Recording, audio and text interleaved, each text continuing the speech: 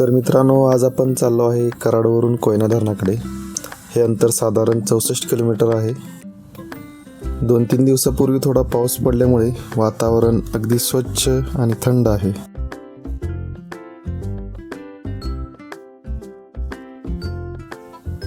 आज पाहण्याचं खास आकर्षण आहे कोयना धरणाच्या कुशीत वसलेलं नेहरू स्मृती उद्यान.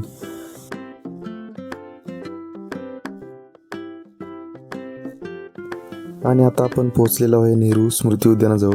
इथेच डाव्या बाजूला वॉशरूम आणि पार्किंगची छान अशी व्यवस्था आहे. आणि इथेच उजव्या बाजूला गार्डनचं एंट्रन्स गेट आहे.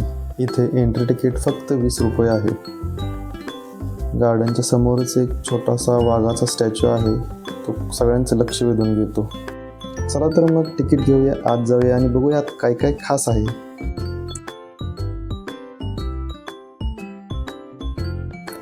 एंट्री करून थोडं आत आल्यानंतर उंच झाडांचा असा एक मस्त व्ह्यू दिसतो.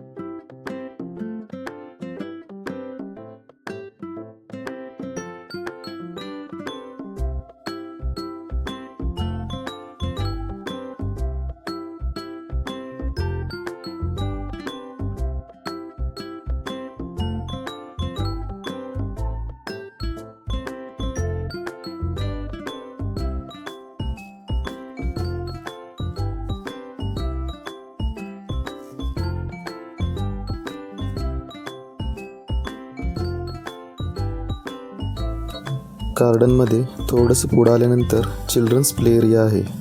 इथे वेगवेगळ्या राईड्स आहेत आणि तास-दीड तास सहज मुलं इथं रमून जातील.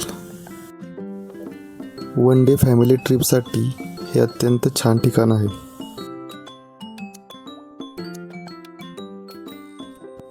तिथून थोडं पुढं आल्यानंतर आपल्याला दिसेल कोयना धरणाची उंच भिंत आणि शिवसागर जलाशय.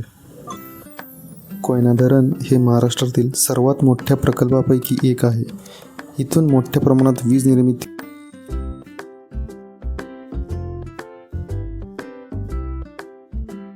हे फक्त. पुढे आता आपण यशोगाथा सभागृहाकडे चाललो.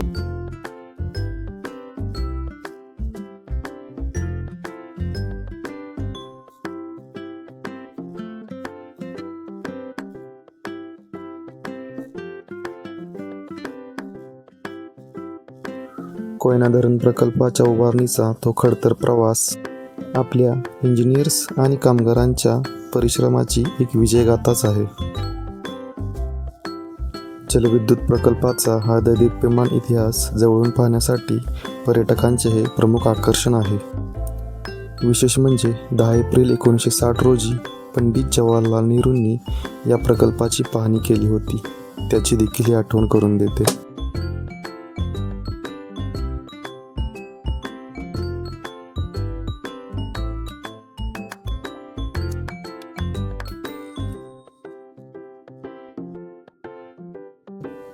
पुढे आपण पाहू शकता गार्डनमध्ये डाव्या बाजूला भिंतीवरती शिवकालीन प्रसंग कोरलेले आहेत. खूप छान आणि हुबेहूब असे प्रसंग कोरलेले आहेत. बघताना आपण देखील शिवकाळात गेलो आहे की काय असंच वाटतं.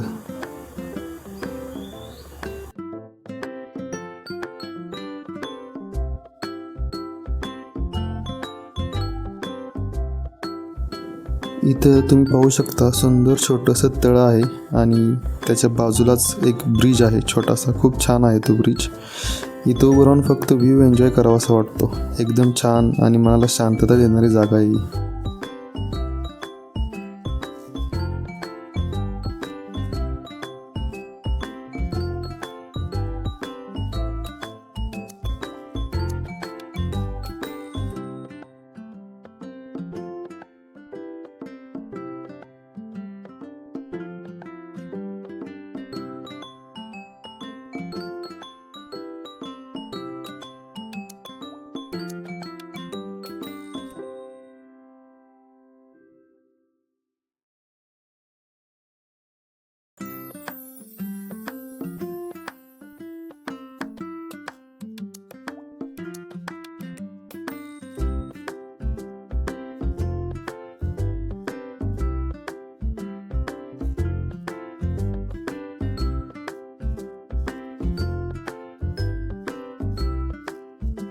आणि आता बाहेर येताना पुन्हा एकदा आपल्याला हा हरणाचा आणि पुढे वाघाचा स्टॅच्यू दिसेल.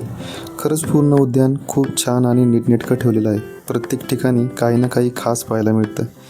तर मंडळी, असा होता माझा आजचा छोटासा प्रवास कोयना धरण आणि नेहरू स्मृती उद्यानाचा. तुम्हाला हा व्लॉग कसा वाटला ते नक्की कमेंटमध्ये सांगा. आवडला असेल तर लाईक करा, चॅनलला सबस्क्राईब करा आणि तुमच्या मित्रांसोबत शेअर करा. पुन्हा भेटूया अशाच एका नवीन ठिकाणी. तोपर्यंत धन्यवाद.